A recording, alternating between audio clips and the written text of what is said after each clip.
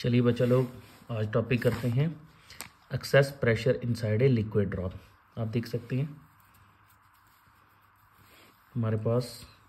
ये एक liquid drop है, ठीक है, और इसका रेडियस आर लिया हुआ है और इसका सरफेस टेंशन ये जो देख रहे हो आप, हर जगह पे सरफेस टेंशन एक्ट कर रहा है और ये इसको हम एस लिख सकते हैं, तो इधर लिख देते हैं एस, सरफेस टेंशन। अब हमने एक spherical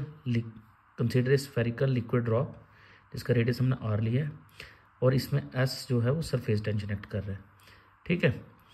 due to which it has a spherical shape, जिसकी स्फेरिकल शेप है, there is an excess pressure P, इसमें इसके अंदर अपना एक्सेस प्रेशर जो है वो एक्ट कर रहा है इसके ऊपर, जिसकी वजह से इसका जो है आप देख सकते हैं इसकी सरफेस एरिया इंक्रीज़ हो गया और जो इसमें इंक्रीज़ इन लेंथ हुई है या फिर इंक्रीज़ इन रेडियस हुआ है उसको हमने डी आर ले लिया, ये डी आर, ठीक है, इसको डी आर ही लिखा है। अब let radius of drop increase from, ये लिख दिया मैंने, आर से कितना हो गया R plus D R under the excess pressure P, P इसके अंदर प्रेशर है, ठीक है, ये प्रेशर की वजह से इसका एरिया जो है वो इंक्रीज़ हो रहा है। इनिशियल सरफेस एरिया कितना था 4 pi R square, final surface area कितना हो गया 4 pi R plus D R का स्क्वायर। अब इसको हमने सिंप्लीफाई किया, ए प्लस बी का होल स्क्वायर लगाया तो R square plus D R का square plus 2r D R, ठीक है। अब इसमें 4 पाई आर स्क्वायर, जब इसको 4 पाई को मल्टीप्लाई किया तो हमारे पास ये आ गया। अब डी आर स्क्वायर बहुत स्मॉल है, एग्जाम्पल के तौर पे समझते हैं कि मान के चलिए, इधर देखिए, इधर आती, मान के चलिए कि हमारे पास है डी आर जो है वो है 0.1, तो डी आर स्क्वायर जो होगा वो कितना होगा 0.1 इंटू 0.1, दैट वुड बी 0.1 का होल स्क्वायर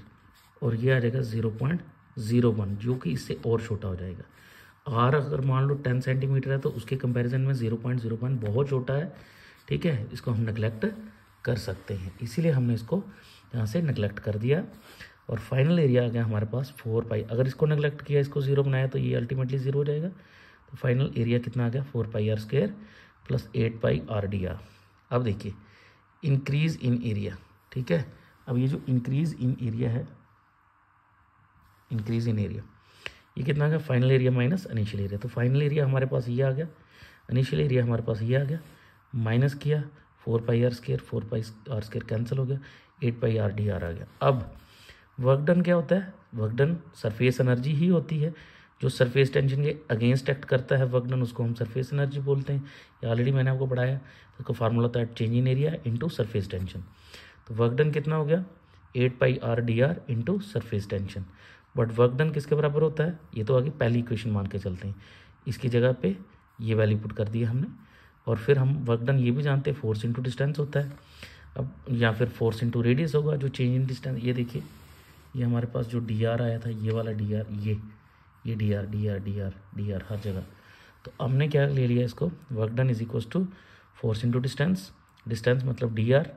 अब फोर्स होता है प्रेशर इंटू एरिया, कैसे, प्रेशर होता है फोर्स अपॉन एरिया और फोर्स हो जाएगा प्रेशर इंटू एरिया, ओके, हमने लिख दिया। अब हमारे पास वर्क डन कितना आ जाएगा, अब हमारे पास आ जाएगा वर्क डन एरिया की जगह पे, क्योंकि इसका एरिया जो था पहली वाली ड्रॉप का ये 4 पाई आर स्क्वायर था, तो हमने लिख दिया स्फेरिकल शेप है इसकी और इंटू डी आर। तो इन दोनों इक्वेशन को हमने कंपेयर किया, आइए हम नेक्स्ट पेज में चलते हैं। दोनों इक्वेशन को जब हमने कंपेयर किया तो यह है 8 pi R D R into S is equal to P into 4 pi R square into D R. जब इनको आपस में कट कर दिया, जो जो कट होता था काट दिया, तो हमारे पास बचा 2RS into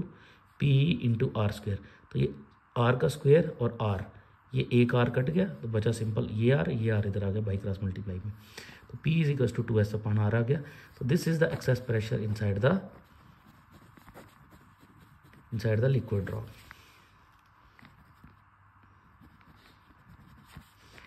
liquid drop, that's it for today. बाकी आप